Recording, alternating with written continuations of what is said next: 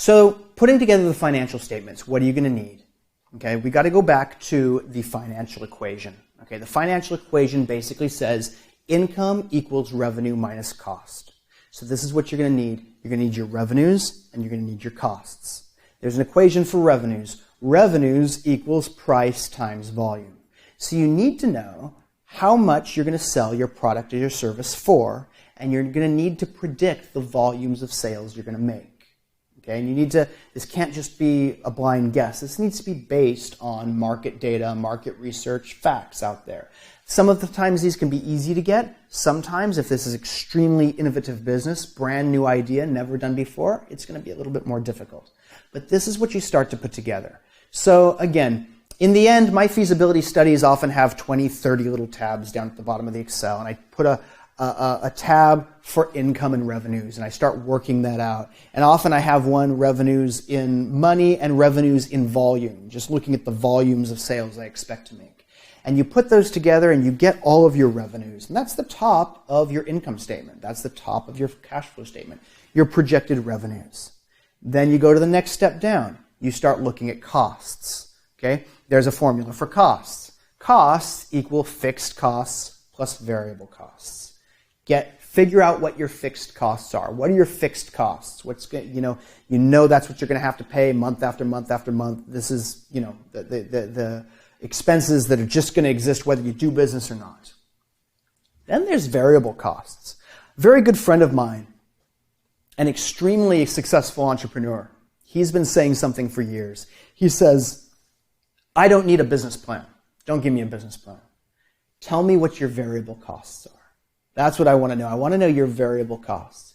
He says that if you understand your variable costs, you know what you need to know to go forward with your business. Now, I'm not sure I agree with him, but I definitely don't disagree with him, right? Variable costs can often be hidden and less clear. And that, to me, is one of the benefits of a business plan, is in the business planning process, you start to become aware of, oh, wait a second, I'm going to have this cost that I wasn't thinking of before. So understand your fixed costs, understand your variable costs.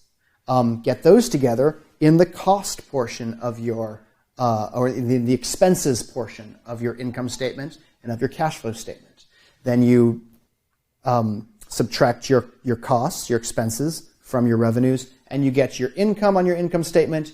You subtract the outflow of cash from expenses on the cash flow statement from the inflow of cash from revenues on the cash flow statement, and you get your net cash flow.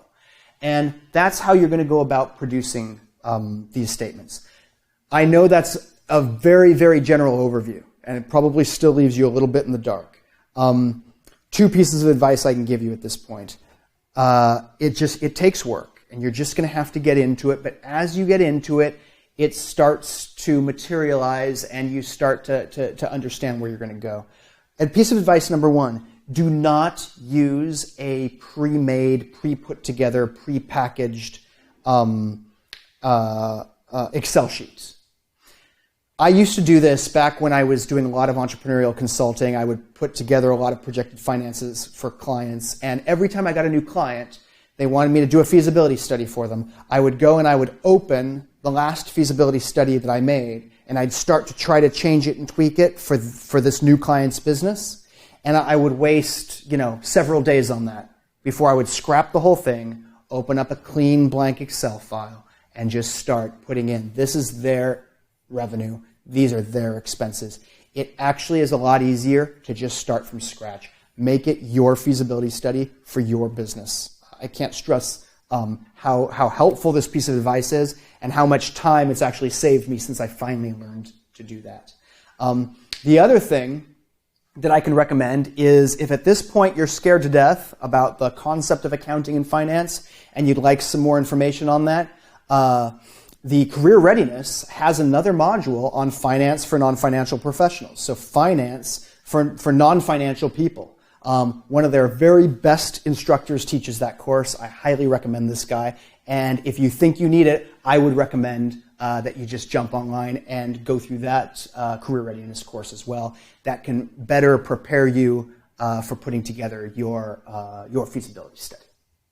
So, I hope you have luck on that, and practice makes perfect. And basically, don't tell yourself you can't do it.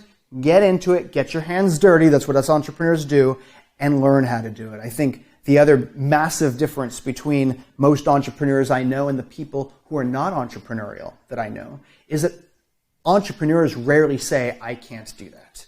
They say, let me figure out how to do that. I'll get back to you. So figure out how to do that, that feasibility study, and then you can get back to us in the next module where we're going to talk about entrepreneurial skills and the skills required by an entrepreneur.